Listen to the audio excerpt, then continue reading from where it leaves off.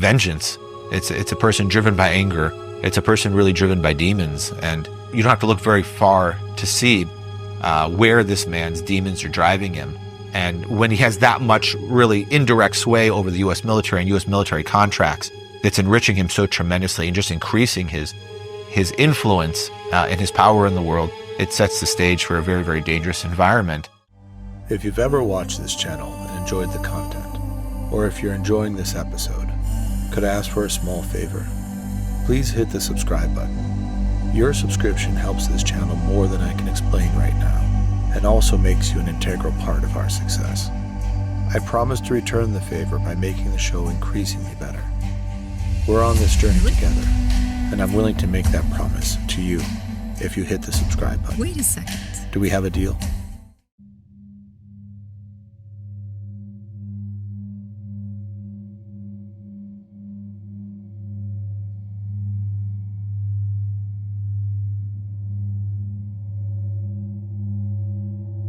Elon Musk's influence casts a troubling shadow over international politics, from Ukraine to China.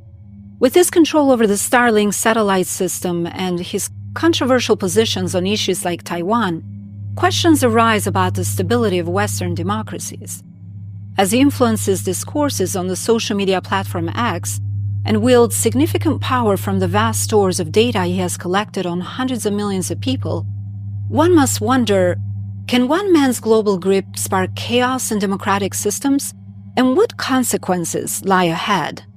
What took place in Ukraine it's instructive. Musk puts in these 42,000 Starlink units to facilitate internet access to Ukraine in the war effort when there was a political will of the people behind it.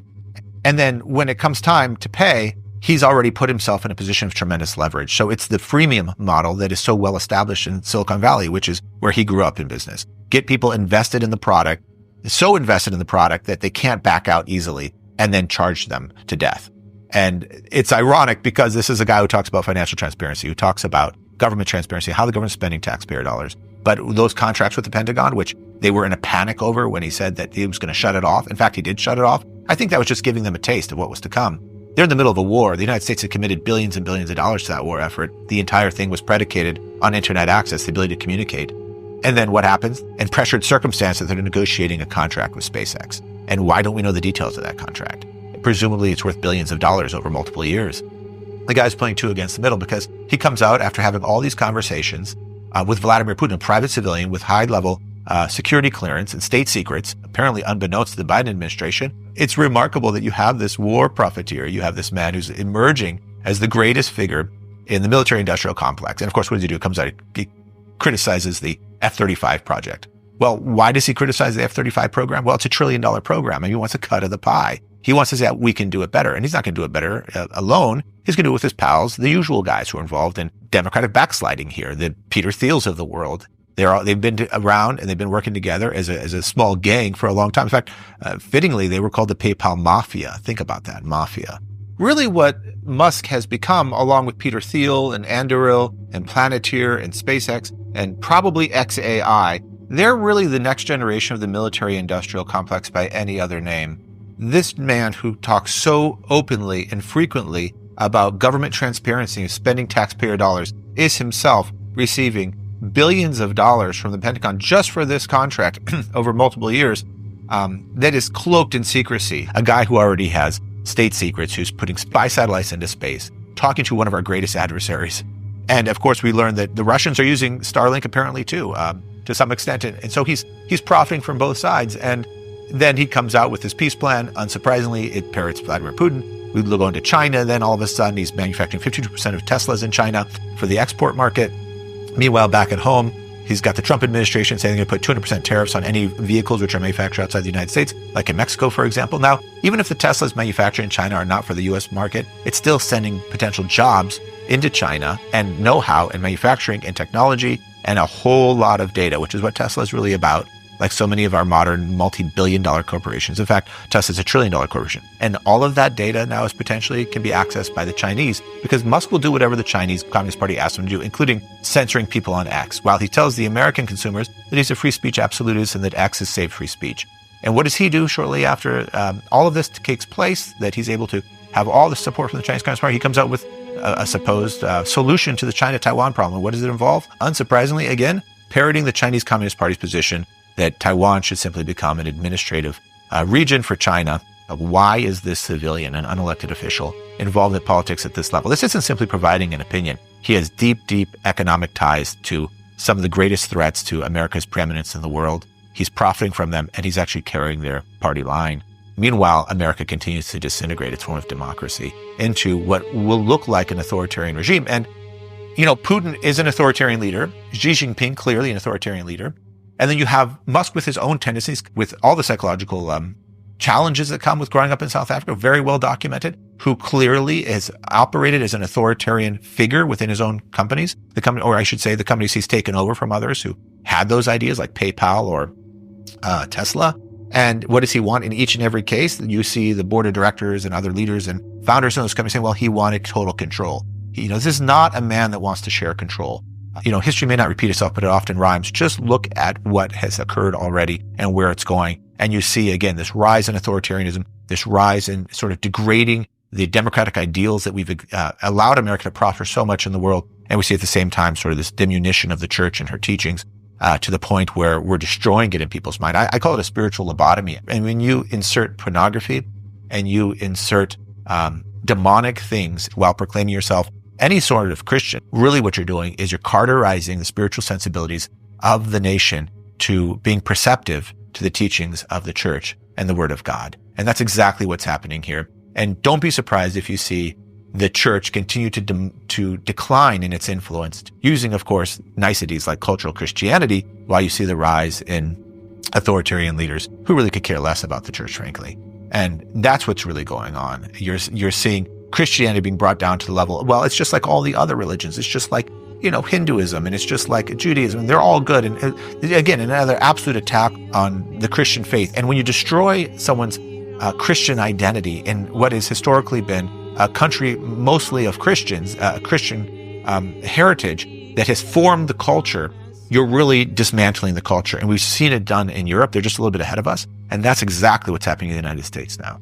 We see Musk basically comply with the Chinese Communist government in being willing to censor the Platform X, being willing to comply with whatever the Communist Party position is publicly. And it makes him no different than TikTok. I fail to see how X is doing anything different than TikTok, because Musk has essentially become a Chinese government man as well. Just like one could say that maybe he is sort of a de facto or unofficial member of the Kremlin. How is that different than him being an unofficial or de facto member of the Trump administration without an official position? And if you look at what he ultimately winds up saying about Taiwan, for example, he, of course, toes the party line for the Chinese Communist Party that Taiwan should become an official administrative state under the supervision, under the auspices of China. And that, of course, it would be a direct threat to democracy in Taiwan. It would be a huge concession to communist China. And I don't think we should overlook just how different this chameleon-like conduct is when it comes to his financial interests. He's willing to do what he needs to do to align himself with whichever government he needs to protect his financial interests. So certainly nobody can accuse Elon Musk of not being a very shrewd businessman. But I think the ethics we could certainly question. And if you look at how that conduct, again, transfers to the China-Taiwan issue, in Ukraine and Russia, of course, he goes on to post on his social media platform X his so-called peace plan, which involves really just echoing Vladimir Putin and the Kremlin's peace plan, which is the concession of Ukraine's sovereign territory to Russia. And then he goes on, of course, to toe the Chinese Communist Party line on Taiwan, saying that it should become an administrative territory of China. And look at the financial interests he has. What do you think would happen to Tesla's stock price if there was any interruption to the massive manufacturing operation he has in China? Again, 52% of their vehicles are manufactured there for export all over the world. Why are those manufacturing jobs not in the U.S.? And why are we not threatening tariffs on a company, a U.S. company, which is outsourcing so much of its manufacturing to China, which is our greatest competitor? It's our greatest competitor economically and militarily in the world. And here we have this man, this entrepreneur, again, really complete disregard for sovereignty, for national identity, for sovereign interests. If ever there was an example of somebody selling out, that's got to be it, because he'll apparently do anything to drive profits and to drive the stock price of his entities. And we see, whereas Russia, Ukraine sort of exemplifies the growth in the private equity value of SpaceX, which is now the world's most valuable private company. And then we see, in regards to Tesla, which I think recently approached $1.5 trillion market cap, you say, well, there's some pretty shrewd operators on Wall Street who understand the value of his alignment with the Chinese Communist Party. And that's really what's going on there. And while the public talks about, oh, we're going to place tariffs on these other U.S. auto manufacturers who are manufacturing in Mexico, we're going to put 200% tariffs, there's no such talk about Tesla. And I wonder if the American consumer ever thinks about that when they're buying a Tesla, because those Teslas are recording video footage inside those vehicles. They're recording all sorts of information on Americans' driving habits, where they're at, what time of day, what day of the week, where they're going, how much they drive.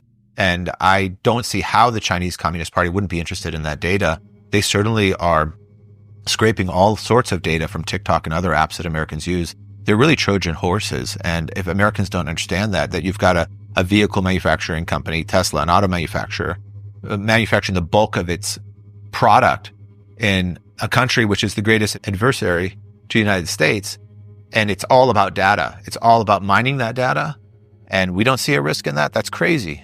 When he summoned the UK's MPs to the United States to be held accountable for what he perceived as threats to American citizens, but never provided any evidence of what those threats were to which American citizens. I find that remarkable that a civilian in the United States, an unelected official, would be so bold as to think that they could summon elected officials of another sovereign country to the United States to be held to account. It really dovetails with his criticism of the EU's policy on the distribution of misinformation and his criticism of the Digital Services Act and in the EU, which he's been very, very critical of, which is somewhat curious given the fact that he clearly has been willing to censor information on the social media platform X when his financial interests require it, such as in the example of China. Or he's willing to censor internet access generally in Ukraine when his financial interests are at stake, even if lives are on the line. And then, of course, we see what happened in Turkey in 2023, where he was alleged to have interfered in the elections and basically did what the Turkish government asked him to do in terms of maintaining the right amount of censorship and throttling accounts that might have been a threat to those elections. So we see what Musk wants the public to see, and then we see what he actually does. And all you have to do is follow the money to find the answers. Accounting doesn't lie. And just like we can say every road leads to Rome, we can say in Elon Musk's case that every position and every stance leads to the profitable interests of his companies and complete disregard for anything greater than that, such as sovereign interests. And we are seeing, and there are many examples, but the examples of Ukraine and Russia, China and Taiwan, Turkey, threats against the elected officials in the UK, and criticism, hypocritical criticism of EU policies for somehow stifling free speech, when actually they're really talking about misinformation. And then the actual stifling of free speech in Turkey and in China. And in fact, the removal altogether of the ability to have any speech in Ukraine by taking away internet access and maximizing his economic leverage in negotiating what amounts to a military contract. Really very difficult to reconcile with any sort of integrity. To me, it looks like completely selling out to hyper-capitalism, not any lofty ideals about free speech. Some research suggests a relationship between esotericism and authoritarianism. Aspects of occult beliefs, especially when viewed through a lens that prioritizes hierarchy and the thirst for power, seem to resonate disturbingly with authoritarian impulses. History bears witness to this chilling alignment, exemplified by past regimes that twisted esoteric symbols and dark beliefs into the very fabric of their propaganda and ideology. As we delve deeper into the unsettling intersection of these beliefs, one must ponder, how do the power-driven tendencies of esotericism feed the rise of authoritarian ideologies? Well, the power-driven tendencies of esotericism is really the occult. And the occult is the removal of God and his replacement with a human being, usually a charismatic leader. And time again, that leads to tremendous tragedy, even bloodshed. And if you look from examples at history, and it's been said that history doesn't repeat itself, but it often rhymes. If you look at Stalin, Lenin, or other cultish type figures like Jim Jones, Look at the massive bloodshed. Look at the loss of life. A human being's not meant to take on the role of God. Now, in the case of Musk, there is the element of the occult. There is these occult beliefs. There is a cult following. I think a lot of people would agree with that. And we see the use of symbols, right? So you can see symbols in the former Soviet Russia. We see the use of symbols everywhere, really, in the occult, and even in governments that, of course, exclude God. The only real symbol which stands for the truth is the cross. Now, Musk has had this almost single-minded obsession with using an X, and it actually harkens back to his days at PayPal. And if we observe what his tendency were there when he was pushed out as CEO, it's because he wanted to take over the entire financial industry, the entire financial world. And he believes in his own mind that had he not been pushed out as CEO, that he would have made that into $1 trillion company. Maybe he would have. But in fact, he was a huge beneficiary ultimately of that transaction when PayPal was sold to eBay for $1.5 billion. That gave Musk $250 million in proceeds from his equity stake, which allowed him then to move on and start or take over other companies. But we also see it in Tesla, where he's not really the founder of Tesla, just like he wasn't the founder of PayPal. He sort of moves in and wants to take over. And in the case of Tesla, these guys have this great idea from an electric car company. He comes in, takes it over, essentially pushes them out. If you ask the average person on the street who the founder of Tesla was, they cannot tell you who the actual founders were. They probably think it's Musk, but it wasn't. And again, he actually sues eventually to be able to use the title of co-founder, even though he wasn't a co-founder. So we see this this desire for power and control really being a driving psychology of this individual. If we see what's happening now in terms of his movement into politics, because you can have great wealth and that will give you great power, but it doesn't give you political power necessarily. When you have political power, you're literally above the law. We see plenty of very wealthy people who have a lot of influence and wealth in the world not really being above the law. They're prosecuted for one reason or another, and they can't really escape that. But in the case of Musk, where you have something like a dozen different investigations, some of them criminal by the DOJ, all those things simply disappear once he realized he could have political power and control. So I don't know of an instance where he goes into an organization and he doesn't try to seize control and sort of make himself the founder of that organization and suggest that he was the progenitor of those ideas. Musk at one point has said, "I'm a cultural Christian." Well, what does that mean? A cultural Christian, in my mind, is really the greatest threat to Christianity, because once you lower what Christianity is down to simply a cultural phenomenon, you've defanged it, you've emasculated it, you've neutered it, as it were. And there's nothing more dangerous to Christian faith, to Christian belief, than to dial it down to simply a cultural phenomenon. Say, I'm a cultural Christian.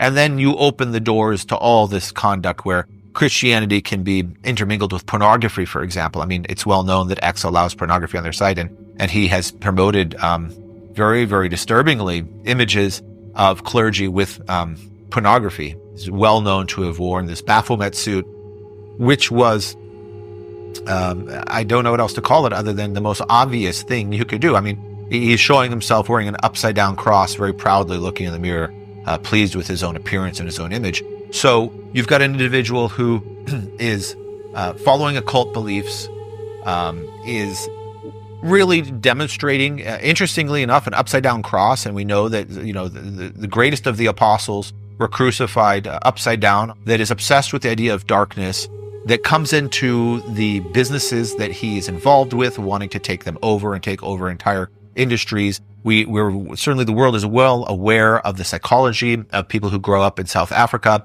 I think one NIH study, I want to say it was, said something like 75% of adults who grow up in South Africa have some sort of trauma. So it's a society that has one of the highest homicide rates in the world, very, very abusive. There's massive problems with mental health. We know that obviously there was apartheid in South Africa. Now, Musk has gone out of his way, interestingly enough, to disassociate himself from the Afrikaner culture, but it's not entirely clear, looking at his father's lineage, that there wasn't the Dutch influence. Everyone's a product of their environment. So this is the environment he's coming out of. And we see this aggressiveness to want to take over. Now, I would say, how could it be that this man's going to be involved in corporations where he wants to take over the entire enterprise, he wants to take over entire industries, but he's going to come into politics and say, well, you know what, I think I'll just play second fiddle this time. That's really, really unlikely at that stage in his life that his personality is going to change. And if you look at the power he's wielding already across the globe, and again, not just in Russia and in Ukraine, and not just over the EU, where very quickly we see these, sort of British officials just sort of cow to his threats. We see the influence he's having over China and Taiwan. That is feeding more and more of his desire for power and control and dominance, which is really what's driving him. And the byproducts of those things are, vengeance. It's a person driven by anger. It's a person really driven by demons. And you don't have to look very far to see where this man's demons are driving him. And when he has that much really indirect sway over the U.S. military and U.S. military contracts, that's enriching him so tremendously and just increasing his influence and his power in the world, it sets the stage for a very, very dangerous environment. And then you see this sort of transformation into someone who sort of claims to be a Christian, a cultural Christian, but what he's really doing, he's doing what every other despot, what every other oligarch or tyrant throughout history has done, and that is to really dismantle the church. And the way he does it, of course, is so much more subtly, because he simply talks about cultural Christianity that at one point he partnered with, which is Jordan Peterson, in my opinion, the furthest thing from the teachings of the church. What he's saying, he's really a rhetorician, leaves most people far more confused than finding any sort of answers from their faith. And then now all of a sudden you've got the stage for rewriting what it means to be a Christian. But if you look at what he's actually inserting into the dialogue, it's a poniri, as we say in Greek. It's evil. Quote, "Nothing would disrupt the swamp more than electing Elon Musk," end quote, suggested Republican Senator and Speaker of the House Rand Paul in a December 19 post on the social media platform X. Republican Representative Marjorie Taylor Greene responded she is, quote, "open to supporting," end quote, Musk for the role as a means of, quote, "reigning in Congress to enact real government efficiency," end quote. The Speaker of the House acts as a political and parliamentary leader, presiding officer and administrative head of the House of Representatives. Established in 1789 by the U.S. Constitution, all speakers have been elected members of the House. The Speaker is second in the presidential line of succession after the Vice President. What would happen if someone like Musk, with his interest in esoteric knowledge and seemingly untouchable, took control of one of the most powerful political positions in the country? Are we witnessing a shift towards an autocratic regime, where political control becomes alarmingly arbitrary and dissent is stifled? Are we on the brink of a profound transformation in our political landscape? It's almost like Musk has become vice president. I don't know where J.D. Vance is. If you look at the current speaker, Mike Johnson, he's a member of the New Apostolic Reformation, which certainly by any traditional measure of Christianity looks a lot like a cult or a perversion of the Christian faith, to be honest with you. And that dovetails with Trump recently announcing this new version of the Bible, which was going to be published and sold with other political documents in it, like the Declaration of Independence and the U.S. Constitution. So that in and of itself, those are not bad documents. Those are great documents for a government, for a successful political organization, for a political model which has worked historically quite well. But what it does very subtly is it takes the word of God down to the level of a political document. So it's very much so in line with Musk publicly proclaiming that he's a cultural Christian. So we're really making biblical truth, the word of God, into a cultural phenomenon by inserting into the Holy Gospel, into the word of God, logo tou theou, as we say in Greek, political documents for the forming of a government.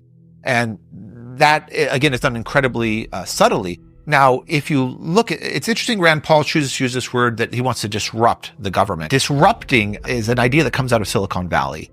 This idea that you're going to disrupt an industry. We don't want to really disrupt American political structures and ideas, because if we really believe in the Constitution, if we believe in our form of democracy, that's something that needs to be protected, not disrupted. So we have to look at the ideological underpinnings of these people and what they're really hoping to achieve. And if you look at Project 2025, which Trump has openly disavowed, I think that's a strategic disavowal, because if you look at the key players involved in the Heritage Foundation, which have developed Project 2025, which the critics have really sort of pointed out is a movement towards greater authoritarianism, towards greater power in the executive branch than we have historically had in the U.S. government. And it's really the creation of new political appointees who will support the agenda of the Oval Office, which would give the president even greater power. If you look at some of those people who are key to that movement, if you look at Trump's appointment of Russ Vought, for example, to the Office of Budget and Management, that, in my mind, is clearly bringing the Project 2025 ideas and ideology and goals and ambitions into the U.S. government. So while Trump might be strategically disavowing it because it's not politically expedient to do so publicly, I think that he very much so is in support of it. And if you look at what Project 2025, it's really it's the what they want to achieve. And DOGE, or the Department of Government Efficiency, is the how. So it's not a coincidence then that we see Musk and Vivek Ramaswamy saying, we're going to report to the Office of Budget and Management, which is run by who? Russ Voigt, a key member and founder of Project 2025. Because again, if you follow the money, that's really where the change is going to take effect. So that's the ultimate goal, to increase government power and to concentrate into the office of the executive branch. And when you bring in these interests of the party of wealth, really, and wealth that is unprecedented in the history of the United States, and again, you're starting to see the undertones of any other authoritarian government in history, where you're really taking down religion to the point of maybe not destroying it outright like some of the most harsh political regimes in the past, like, for example, in communist Albania, which a lot of people can't even find Albania on a map. But, interestingly enough, Mao Zedong used to say, we have a friend in the West and it's Albania. That's remarkable that the Albanian Communist Party was so harsh on religion, ultimately destroying all the churches and any semblance of it so successfully that they became the most atheist political party, I think, in modern history. And now you see this current administration doing something somewhat similar, where you see Musk again proclaiming himself as a cultural Christian, which I honestly would prefer to just come out and say he's an atheist, because that's so much less damaging. When you water down Christianity and you twist it and you change it, that is actually more demonic than just coming straight out and saying, I don't believe in God. Intellectually, that's actually more honest than saying you're a cultural Christian, which again is something, another very loud voice in the sort of Musk camp is Jordan Peterson promoting this, taking the images of traditional Christianity while at the same time blaspheming. We'll see Musk do the same thing. I'm a cultural Christian, yet he'll promote pornography and use it to sort of demean the clergy, and images which are viewed by hundreds of millions of people. Just think of the damage that does. And then I disagree very strongly with Trump inserting political documents into a version of the Bible that, again, it's not so much that you're elevating these political documents to the level of Christianity, which may be how some people perceive it. They don't need to be elevated to the level of the Word of God. They're just political documents. They're very good political documents. The Declaration of Independence, the Constitution.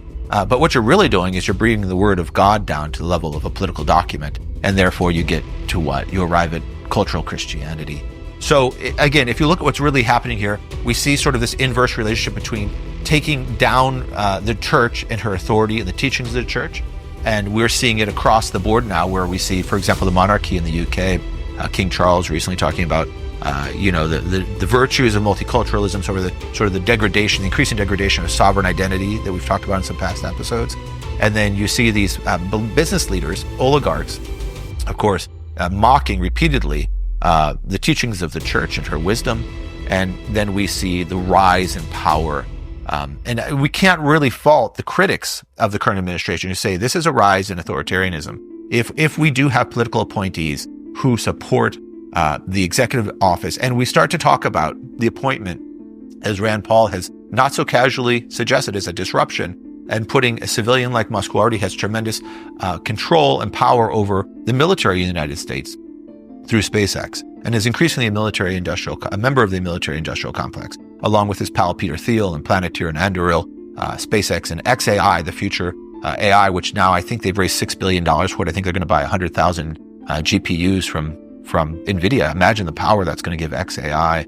And as that power grows in the upcoming years, they'll really control the military. They'll be the new generation of the military-industrial complex. And when you talk about putting this man, the man who's supposed to be in charge of the military is really the president, an elected official. But if you put someone in charge of making them the Speaker of the House, and you replace Mike Johnson, who in his own way with the New Apostolic Reformation has his own sort of quasi-cultish ideas about Christianity, and then you replace him with a man like Musk, who's unelected. It would be the first time in the history of Congress you'd have an unelected Speaker of the House. Then you're going into all sorts of places that has nothing to do with American democracy, and absolutely could be a tremendous threat to our society and our way of life and to our government, especially when that man has so many misaligned incentives with other political leaders in the world. And now, again, we see this movement towards, we're going to deport all of these illegals in the country, which on the surface is a good thing, but then at the same time, this is this sort of strategic disavowal. But we want to bring in H-1Bs from every country that we can, as long as they have certain academic credentials. That's going to change the character of America dramatically. And I don't think it's about even changing the character of America anymore, so much as it is about dismantling America, much the way we see a dismantling of the countries in Europe, which fell somewhat easier, but now it looks like America is falling as well. I don't see the same thing happening in China. I don't see the same thing happening in Russia. I don't see the same thing happening in Israel. There's none of these ideas about destroying sovereign identity or sovereign boundaries or threats to their political system. I don't see that happening at all. Where that's happening is in Europe, Western Europe especially, and in the United States. And that's really where it's leading. And once you have this concentration of power in the executive office, the question is, will Musk play second fiddle for very long, or will he roll into that position sooner or later? Now, there is the constitutional requirement for natural-born citizenship, but that could be changed to where you have, again, an executive branch which is growing in its power. You could even see a scenario where the executive branch of the government could suspend Congress. And then, of course, you've got a Speaker of the House, politically, again, the second most powerful person in the United States behind, the president and the vice president, who are elected officials. Why couldn't that be suspended, that requirement, the national-born citizen requirement? I think there is a conditioning going on. I think there's social conditioning going on to get the American populace warmed up to this idea, to sort of forget the way the United States government has functioned and to get them used to this very significant change in the political landscape in the United States. Musk is really the master of the attention economy, and the attention economy seeks to show people what they want to see and to hold their attention. Now, our attention span is a scarce resource, but if you politicize that, you can use it to exploit political outcomes. I would say that since the early 1980s, we have been de-democratizing the United States, in part because of the Supreme Court ruling on Citizens United, which loosened campaign finance laws. And you see this incredible influx of capital now into American politics, where some people will say, cynically, of course, that elections are bought and sold.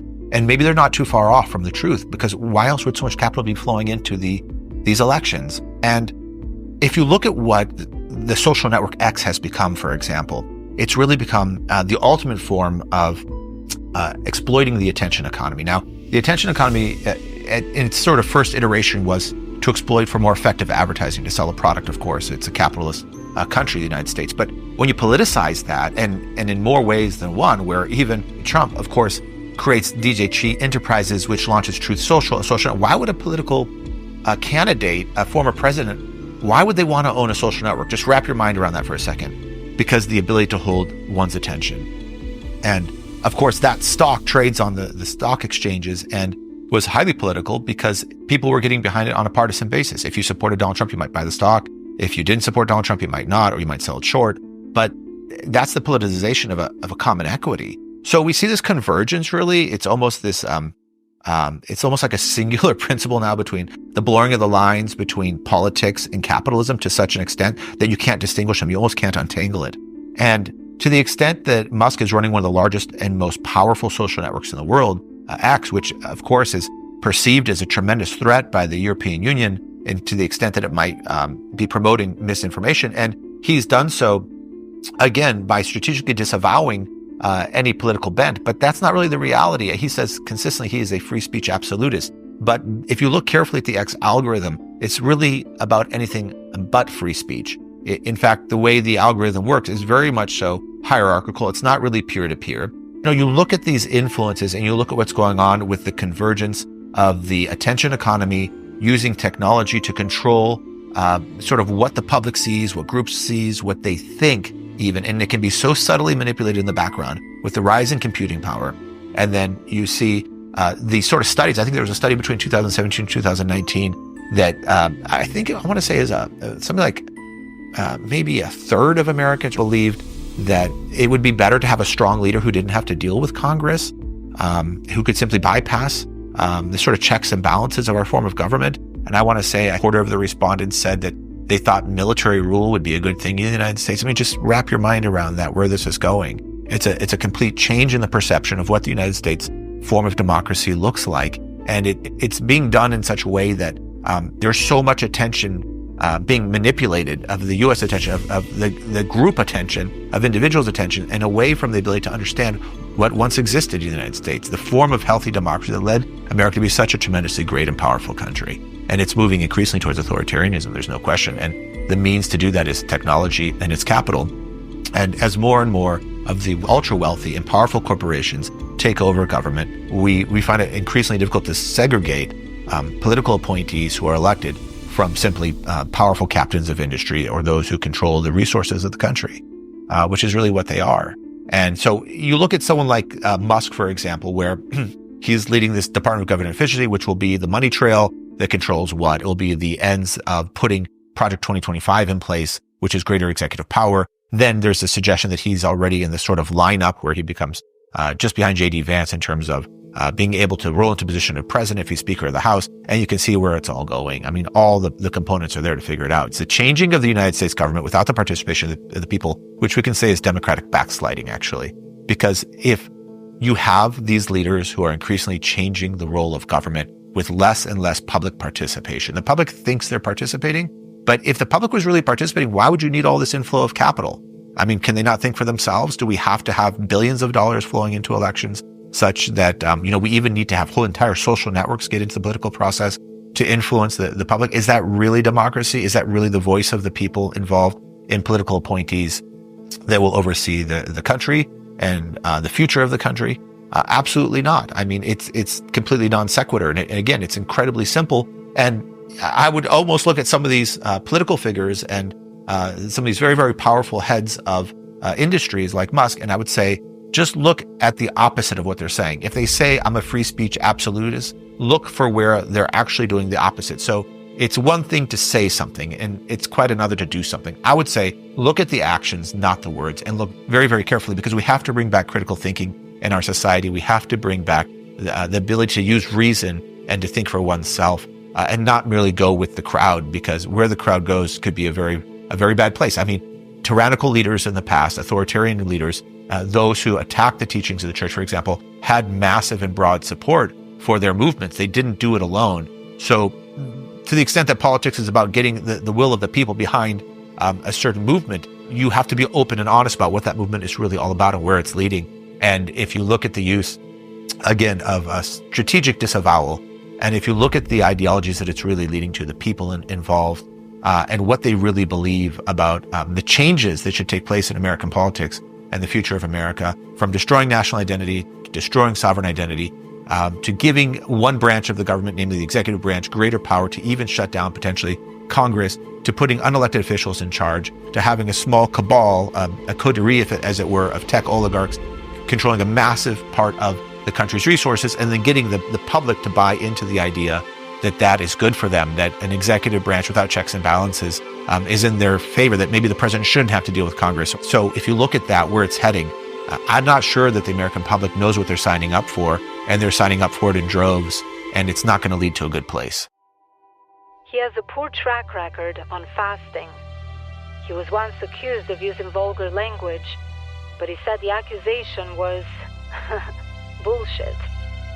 He loves the smell of gasoline and burning oil around his motorcycles, and never stops drinking Coke Zero.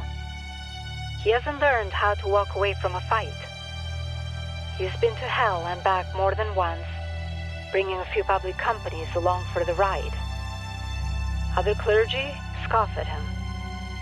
The SEC and Big Pharma try to, quote, silence him for good. But their efforts haven't had the intended effect. That's Father Emmanuel. Growing up in Tirana, where the call to a dawn echoed from the spiraling minarets, was a powerful experience for her. Albanians were forced to convert to Islam under Ottoman rule. In 1967, under the Marxist-Leninist regime, Albania became the world's first atheist state and destroyed churches to eradicate Christianity, in a land where St. Paul once preached the gospel. Her grandfather fought as a guerrilla fighter, and her father commanded a tank brigade. When communism collapsed, there was an insurrection against the state, leading to anarchy. Albanian women are known for their resilience. It is said they are born from the barrel of a gun. As a teenager, Her father was flown out of the country without notice on a military helicopter to save his life. From then on, she started sleeping with an AK-47 next to her bed.